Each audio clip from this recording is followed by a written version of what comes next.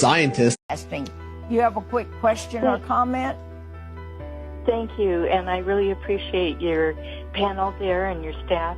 I have a question. I didn't hear anyone address the Black Hebrew Israelite movement. And since you're talking about the animosity and the different groups that are rising up, not only against Jews but against Christians, I wonder if anyone there on the panel, John and Josh especially, if you know about this movement and if you can elaborate on it a little bit, because I do know a little bit about it. I've spoken about what this. Happened? Yeah. Go ahead. I spoke about this a little bit in the past, and it's not of God, unfortunately. And again, anytime I hear of black or white or any racial element placed onto anything, it immediately sends up, and I'll use a color, red flags, to tell me this is not of God. God does not distinguish between peoples. He does not do that. In fact, he made it very clear in Revelation chapter 5. I want to read it for the people's sake. We talked about it earlier, but I want to read it for the sake of the benefit of the people. It says this.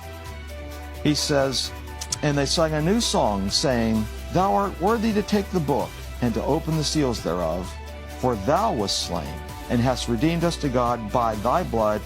Now listen to this. "Out of every kindred, and tongue, and people, and nation." Everybody.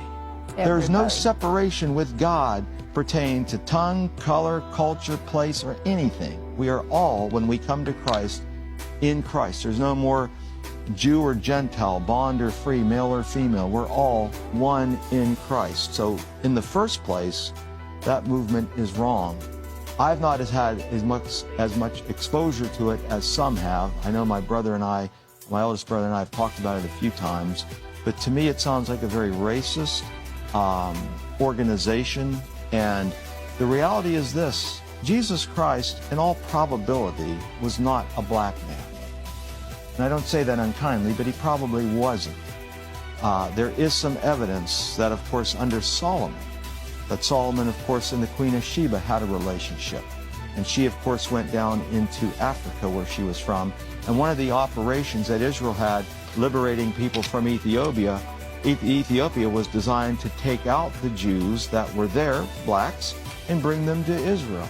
So Judaism wasn't limited just to color, but from the tribes that we look back on the genealogies that Jesus Christ came from, there's pretty much evidence that he was not, in probability, a black man. But irrespective, whether he was black or whether he was brown or whether he was white or whatever the case, as I tease my wife, I say, "You're very dark tan." She's Mediterranean, Italian.